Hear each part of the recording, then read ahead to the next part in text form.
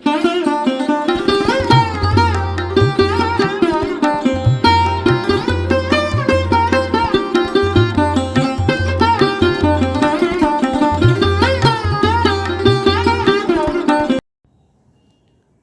আমি এখানে বাসমতি চাল নিয়ে নিয়েছি, তোমরা চাইলে পোলাওয়ের জন্য যে কোনো চাল নিয়ে নিতে পারো। গোবিন্দভোগ দিয়েও হয়, এছাড়া অন্যান্য চাল দিয়েও হয়, যার যেটাই সুবিধা হবে সে সেটা নিয়ে নিতে পারো। আমি এই চালটাকে শুধু 5 মিনিটের জন্য একটু ভিজিয়ে রাখবো জলে। জলে ভিজিয়ে রাখতে হবে বা ধুয়ে নিতে হবে, এটা আমরা সবাই জানি, তবে এর মধ্যে আমি একটুখানি লেবুর রস যোগ করব। নমস্কার বন্ধুরা, আমি শতাব্দী। তোমরা সবাই কেমন আছো? আশা করি সবাই ভালো আছো, সবাই সুস্থ আছো। আমার নতুন বন্ধু, আমার পুরনো বন্ধু, সবাইকে অনেক অনেক ধন্যবাদ পাশে থেকে এইভাবে আমাকে সাপোর্ট করার জন্য। তো আমি আধখানা পাতিলেবুর রস দিয়ে 5 মিনিটের জন্য এটাকে ভিজিয়ে রাখবো। পোলাওয়ের চাল ভেজাতে দিয়ে আমি দেখো একটা পাত্রে জল গরম করে নিয়েছি, যেটার মধ্যে আমি পোলাওটা রান্না করব। দিয়ে দিলাম একটা তেজপাতা, 2টো ছোটো এলাচ,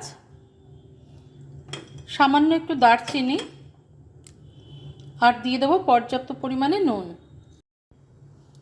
নুনটা এই কারণে দিচ্ছি এখন, তাহলে কিন্তু ভাতের মধ্যে নোনতা ভাবটা চলে আসবে, যেটা একটু পোলাওয়ে দরকার হয়, সেই জন্য নুনটা দিয়ে নিলাম। এবার আমি একটা ঢাকনা দিয়ে দেবো, এটাকে ফুটতে দেবো। আর পোলাওয়ের জন্য যেটা অবশ্যই লাগবে সেটা হচ্ছে কড়াইশুঁটি। কড়াইশুঁটিটা ফ্রোজেন করা ছিল বলে এরকম দেখাচ্ছে, এটাকে একটু জল দিয়ে ধুয়ে নিলে এটা ঠিক হয়ে যাবে। ফ্রেশ কড়াইশুঁটি আছে। আর লাগবে কাজু কিছুটা, আর কিছুটা কিশমিশ। দেখো আমি প্রথমে একটা কড়াই বসিয়ে নিয়েছি, দিয়ে দেবো কিছুটা পরিমাণে সাদা তেল। রান্নাটা ঘি দিয়ে করতে পারলে খুব বেশি ভালো হয়, তবে এটা তো ঘি দিয়ে করা যাবে না, কারণ আমি এখানে এখন পেঁয়াজটা ভাজবো, পেঁয়াজ বেরেস্তা তৈরি করব। প্রথমে আমি বেরেস্তাটা তৈরি করে নেব, তাহলে কি হয়, ভাতের সাথে একসাথে দিলে অনেক সময় ভালো লাগে না। একেবারে ভাতটা হয়ে যাওয়ার পর, পোলাওটা হয়ে যাওয়ার পর আমরা যদি উপর থেকে ওটাকে অ্যাড করি, তাহলে সেটা অনেক বেশি ভালো লাগে খেতে, গন্ধটাও ভালো ছাড়ে আর দেখতেও ভালো লাগে। দেখো এই সময় জলটা ফুটে গেছে, এই জলটাকে আমি কিচ্ছু করব না, এবার শুধু অফ করে রেখে দেবো, ঢাকা দিয়ে রাখবো অবশ্যই।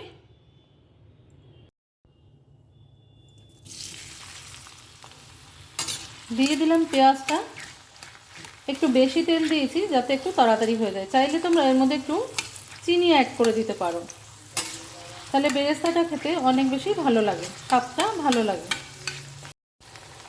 দিয়ে দিলাম সামান্য একটুখানি চিনি। এই চিনিটা দিলে পেঁয়াজটার রঙটা আরও সুন্দর আসবে, সেই জন্য আমি চিনিটা অ্যাড করে দিলাম। চিনিটা গরম তেলে যখন গলবে তখন একটা সুন্দর কালার আসবে, আর সেটাই পেঁয়াজের গায়ে ধরে যাবে।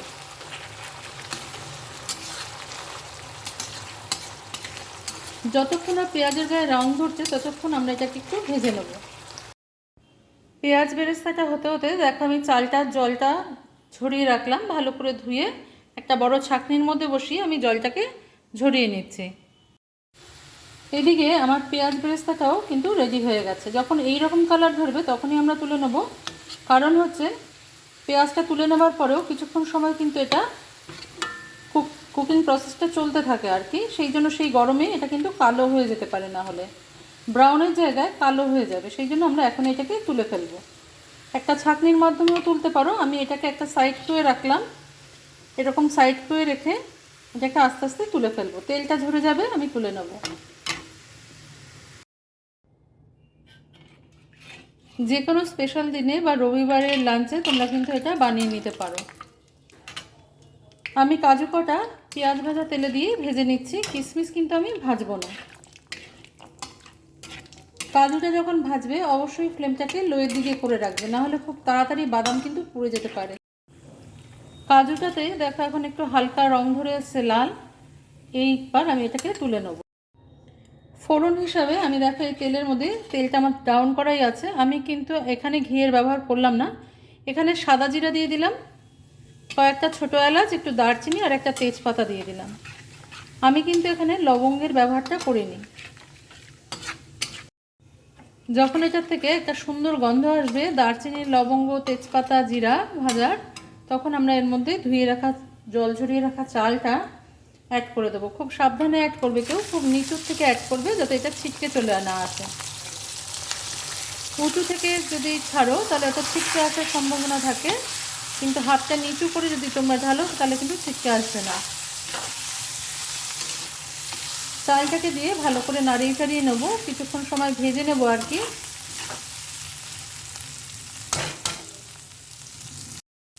চালের সাথেই দিয়ে দেবো আমি কিশমিশটা,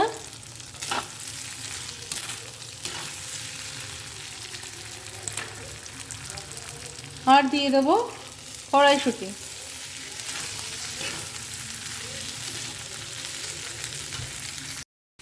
সামান্য একটু নুন অ্যাড করব, দিয়ে এখন কিন্তু বারবার হাতটা চালাতে হবে, আর খুব সাবধানে করবে যাতে চালের দানা ভেঙে না যায়। 5 থেকে 7 মিনিট আমাদের একটুখানি ভালো করে নাড়াচাড়া করে নিতে হবে। এবার আমি যে জলটা ফুটিয়ে রেখেছিলাম দেখো, সেই জলটার মধ্যে আমি কিন্তু এই ভাতটা এবার ঢেলে দেবো। দেখো জলটা তো গরম ছিল, তৈরি ছিল, এবার এর মধ্যে আমি চালটা ঢেলে দেবো। এতে কি হলো, আমাদের সময়ের অনেক সাশ্রয় হয়।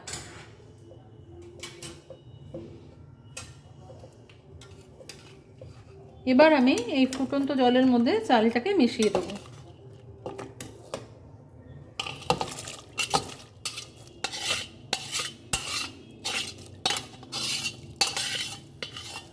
যেহেতু গরম পড়তে শুরু করেছে, আমি ঘিয়ের ব্যবহার করলাম না এখানে, করব তবে খুব সামান্য পরিমাণে, অনেক পরে। তোমরা চাইলে ঘি দিয়েও করতে পারো। গরমের সময় ঘিটা একটু শরীরটা গরম করে দেয়, সেই জন্য আমি ঘিটা অ্যাভয়েড করলাম এখানে। ভালো করে মিশিয়ে নেবো, আর সঙ্গে দিয়ে দেবো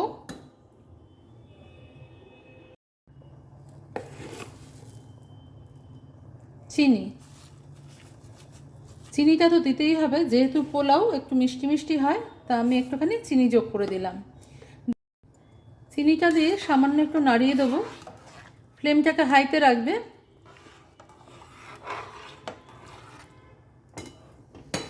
এবার আমি মিনিট 15 জন্য এটাকে ঢাকা চাপা দিয়ে দেবো আর রেখে দেবো হাই ফ্লেমে। এবার দেখো জলটা যখন একদম শুকিয়ে এসছে, একটু গায়ে লেগে আছে, এই সময় আমি কিন্তু খুন্তিটা বদলে নিয়েছি, কারণ এটা এখন নরম হয়ে গেছে, তাহলে কিন্তু ভাতগুলো ভেঙে যাওয়ার চান্স থাকে। এবার আমি ডাউন আছে এটাকে কিছুক্ষণ সময় রেখে দেবো এরকমই। দেখো 1 টিস্পুন মতন ঘি আমি এখানে অ্যাড করে দিলাম। খুব বেশি ঘিয়ের ব্যবহার আমি এখানে করলাম না, নিজের থেকে মেল্ট হয়ে যাবে ঘিটা এর মধ্যে। এটা অপশনাল, যদি কারোর ইচ্ছা করে দেবে, না হলে দেবে না। তা আরও কিছুক্ষণ আমাদের অপেক্ষা করতে হবে।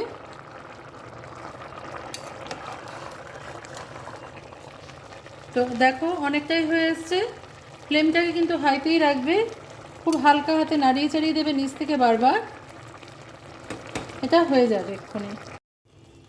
এবার দেখো জলটা যখন একদম শুকিয়ে এসছে, একটু গায়ে লেগে আছে, এই সময় আমি কিন্তু খুন্তিটা বদলে নিয়েছি, কারণ এটা এখন নরম হয়ে গেছে, তাহলে কিন্তু ভাতগুলো ভেঙে যাওয়ার চান্স থাকে।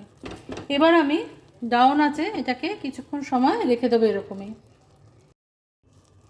দেখো পোলাওটা আমার রান্না হয়ে গেছে, আর তোমাদের আমি দেখিয়েছিলাম যে চিনি দিয়ে একটুখানি ভাজলে পেঁয়াজটা কিন্তু খুব ক্রিস্পি হয়। দেখো কীরকম ভেঙে যাচ্ছে। আমি কিছুটা পেঁয়াজ বেরেস্তা এখন এর উপর দিয়ে ছড়িয়ে দেবো। গ্যাসটা আমি কিন্তু এখন এই সময় বন্ধ করে দিয়েছি, কারণ আর আমাদের আঁচের প্রয়োজন নেই। এবার ভাতটা কিন্তু খোলা অবস্থায় কিছুক্ষণ রাখতে হবে, ঢেকে রাখলে কিন্তু ভাতটা নরম হয়ে যেতে পারে। তো আমি পেঁয়াজ বেরেস্তা কিছুটা দিয়ে দিলাম, কিছুটা রেখে দিলাম পরে গার্নিশ করবার জন্য, দেখতে সুন্দর লাগবে। আর দিয়ে দেবো কাজুগুলো, কাজুও কিছুটা দিলাম আর কিছুটা রেখে দিলাম, উপর থেকে দিয়ে দিলাম। গ্যাসের ফ্লেমটাকে অফ করে দিয়ে আমি এই ঝাঁঝরিটা দিয়ে ঢেকে রাখলাম, যাতে বাষ্পটা উপর থেকে বেরিয়ে যেতে পারে, আর ভাতটা যাতে নিচ থেকে লেগে না যায়। বেশ কিছুক্ষণ পরে আমি ফিরে এলাম। দেখো এটা কিন্তু এখন অনেকটা ঠান্ডা হয়ে গেছে। এবার আমি ভাতের সঙ্গে এই পেঁয়াজ আর বাদামটাকে মিশিয়ে দেবো। পোলাওটা ঠান্ডা হয়ে যাওয়ার পর একটা প্লেটে সাজিয়ে নিয়েছি, দিয়ে দিলাম উপর থেকে কিছুটা পেঁয়াজ বেরেস্তা,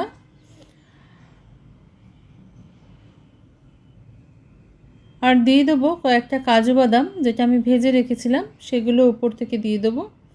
এরকম করে সাজিয়ে গুছিয়ে দিলে দেখতে ভালো লাগে, সেই জন্য আমি এরকম করে সাজিয়ে গুছিয়ে দিলাম।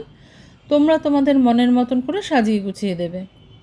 আজকে তবে এই পর্যন্তই বন্ধুরা, দেখা হচ্ছে পরের দিন অন্য কোনো রেসিপি নিয়ে তোমাদের সঙ্গে। তোমরা সবাই ভালো থেকো, সুস্থ থেকো, আর চ্যানেলটা ভালো লাগলে অবশ্যই সাবস্ক্রাইব করে বেল নোটিফিকেশনটা অন করে দিও।